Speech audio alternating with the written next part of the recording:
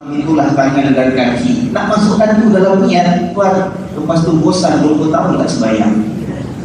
Kenapa tak sembahyang? Nanti saya tak boleh masuk, Ustaz. Ustaz, saya ajar kalau niat tak betul sembahyang kita tak sah. Saya masuk tak masuk juga sudah. Sembahyang tu tak sampai dengan sembahyang. Allah perintahkan mudah.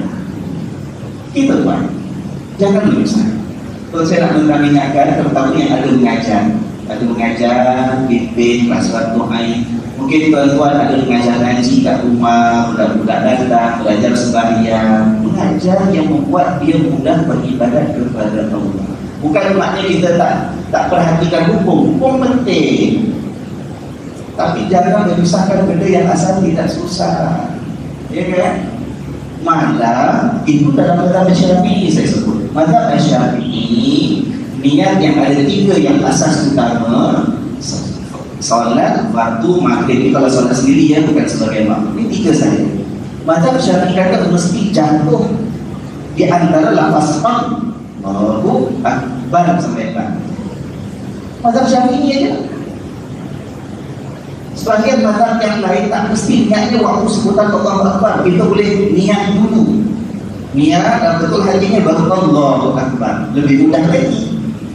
Tapi itu bukan mazhab Syafi'i. Sebab itu kalau ada orang pernah datang dengan saya, Ustaz, saya dah cuba nak masukkan 3 ni saja pun, ketika Allahu Akbar sebutan kita tak boleh. Mungkin hati, sebagai orang hatinya jenis suka goyang, suka meraih, apa-apa semua nak jatuhkan 3 saja pun tak boleh. Saya kata ginilah, kerana awak kata tak boleh, dah cuba masih tak masuk juga, padahal cuba 3 supaya dapat solat dan supaya yakin dengan solat kita. Dalam bab yang ini ambil pendapat mazhab yang lain. Kalau tidak tak boleh solat. Macam kita ini, bila kita pergi haji dan umrah, mazhab Syafi'i untuk sentuh lagi perempuan bantal. Kalau bertawaf bisa asal-asal. Kalau bukan mazhab Syafi'i juga, tak boleh habis umrah kita, tawaf tak boleh habis. Ya kan? Boleh tak berpegang dengan mazhab lain sementara untuk ibadat tersebut dapat kita jalankan?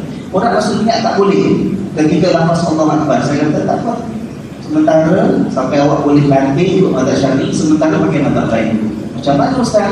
Niat dulu nanti. Saja aku solat waktu maghrib dah Allah Akbar. Sebanyak Allah Akbar tak payah nak jatuhkan 3 lagi.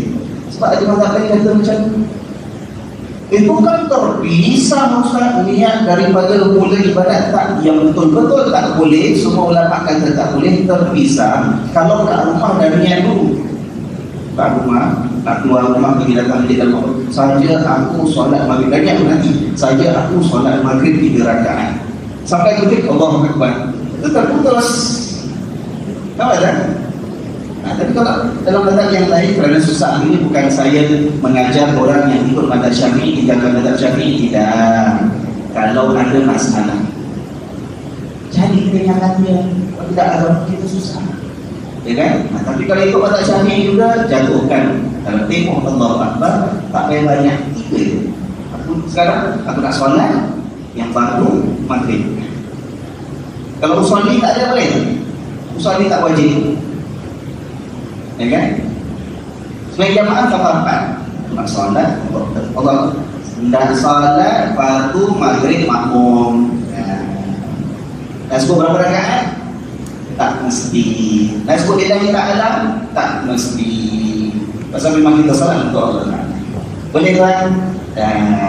Ya, jadi alhamdulillah sedikit maaf terajak sedikit malam ini daripada Indonesia kita. Tetapi begitulah kita melihat iktibar daripada kisah Bani Israel. Malam ini selepas kisah sayur minggu lepas, kita mulakan tadi dengan kisah apa? Kisah kera.